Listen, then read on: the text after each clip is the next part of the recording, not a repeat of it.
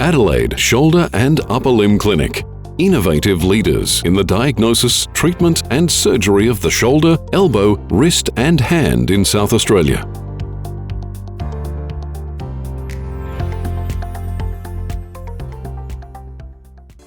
Greg has been an avid cricketer since he was a child.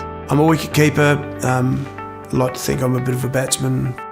He played at an elite level until very recently. I represented Australia in 2015 and 2017, toured England twice, and then I was captain of Australia over 60s in New Zealand in late 2017, 2018. And that's been a great joy for me to be able to continue to play as I've got older, to play cricket, which is a great love of mine.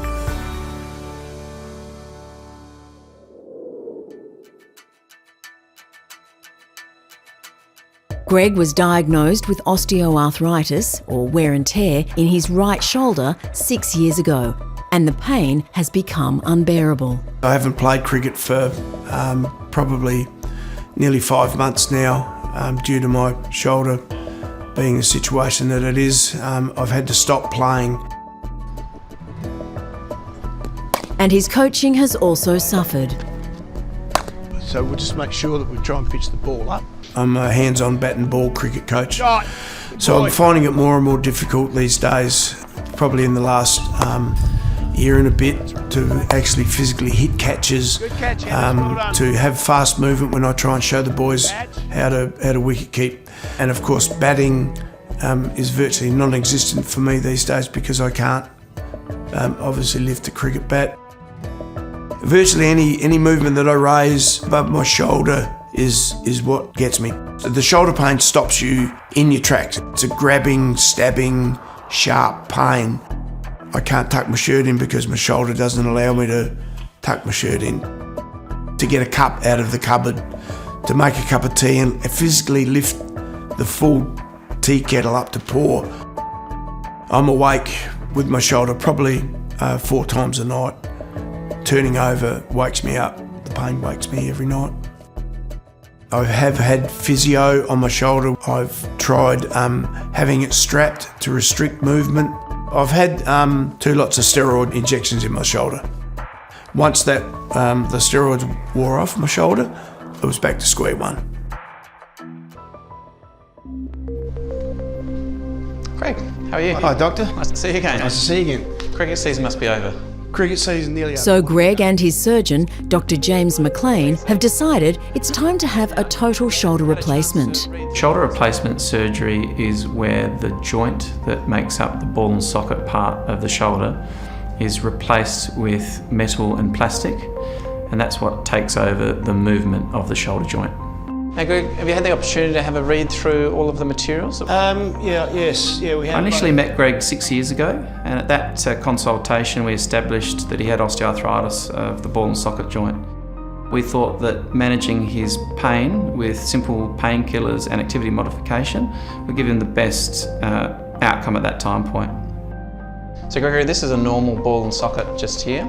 The ball is a nice round shape and it's got a corresponding socket, and the two, when they move together, move quite well with very little friction.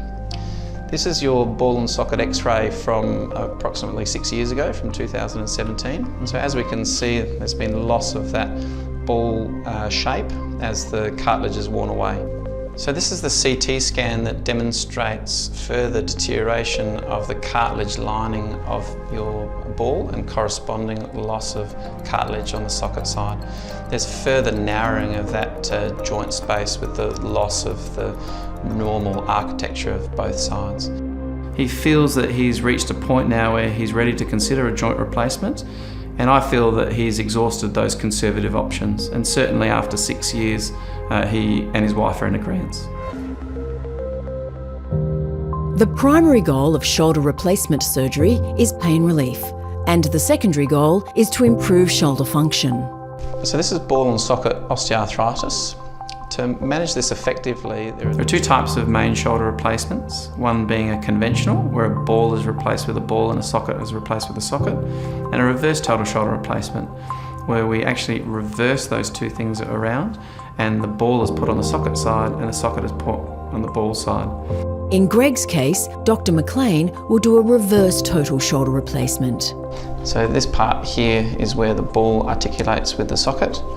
When we resect this part, we resect part of the bone in here to accommodate the shaft component and that socket, which go in there like that. And then what it articulates with is on the ball side. As you can see, that's nice and smooth. The reverse total shoulder replacement is often the operation of choice if what's known as the rotator cuff is worn out or ruptured. So in a normal shoulder, the thing that holds the ball and the socket together are an intact rotator cuff, which make up the tendons at the top and on the front and on the back. If the rotator cuff is insufficient and does not work properly, then often that creates a scenario of instability of the ball and socket. So in the scenario where a rotator cuff is insufficient, often the surgeon will consider a reverse total shoulder replacement that works slightly differently. That does not require an intact rotator cuff tendon in order to hold the ball and socket rigidly and stable. That recruits the deltoid muscle, which is the muscle over the top, in order to lift the arm forward and out to the side. So it essentially creates stability for the ball and socket by reversing those two around. For the first 6 weeks, we don't want you lifting anything heavier than a cup of tea, and that's really just to protect everything.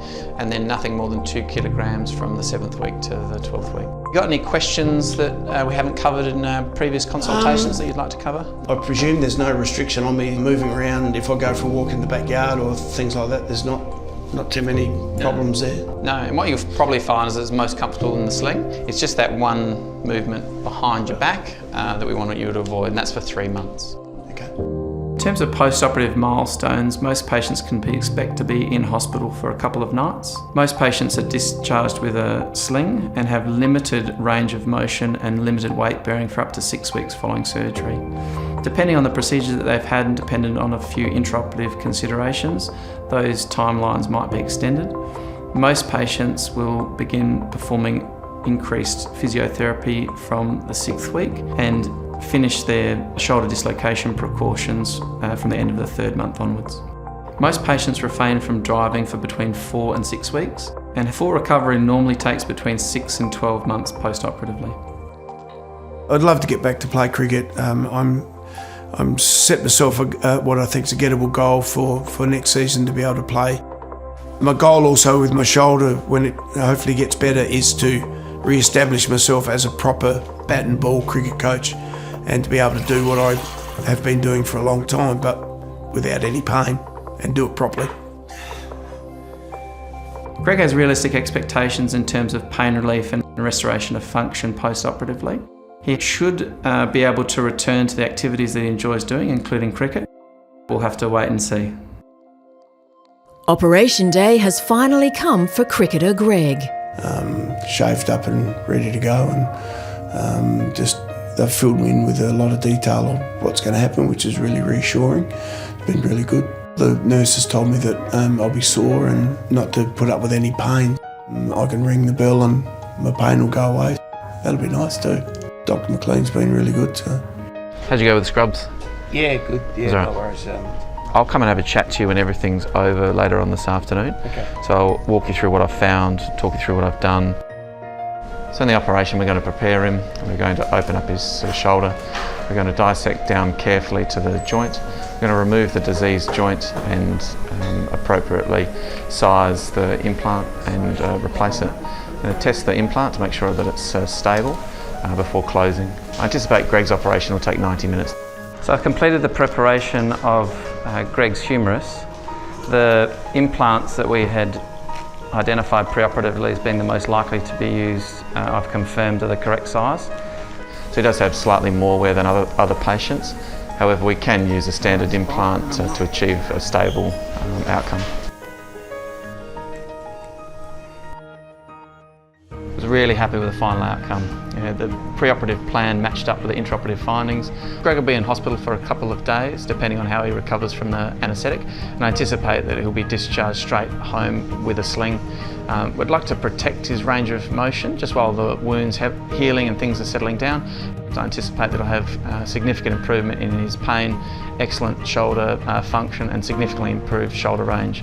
I was able to repair his rotator cuff as well, which is an excellent prognosis. 3 months after the op, and Greg's been working hard on his rehab. I'm feeling, really good.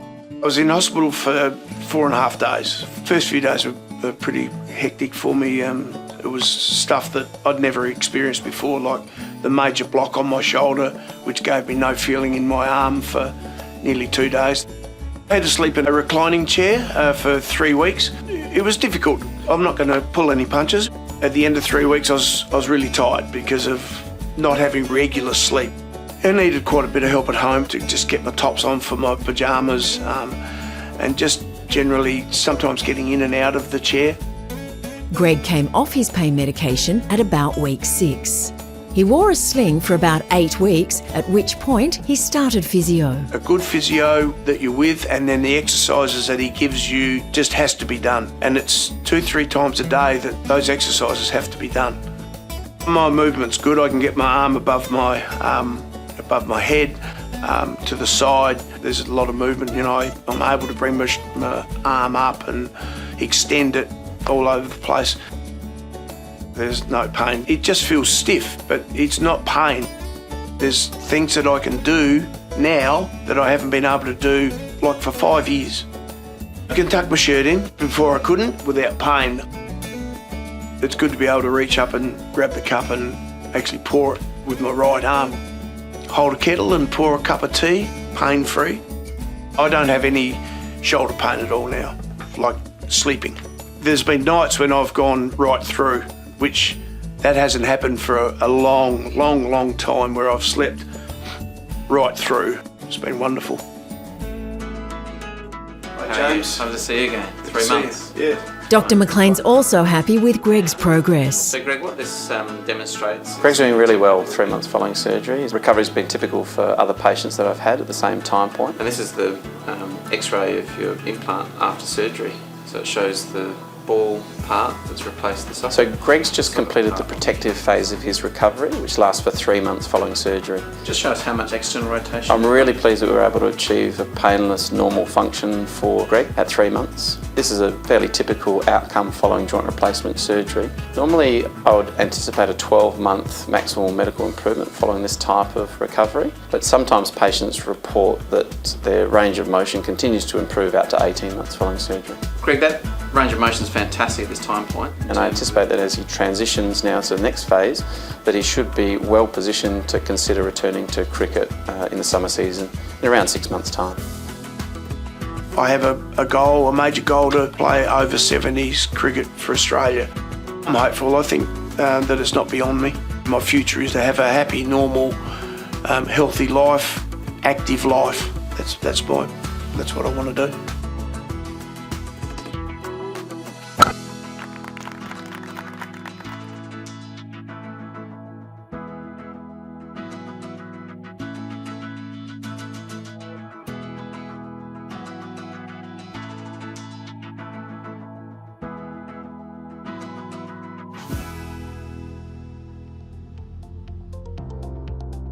This presentation forms part of the Adelaide Shoulder and Upper Limb Clinic's online educational series. If you would like to view more of our online education materials, please visit our website asulc.com.au.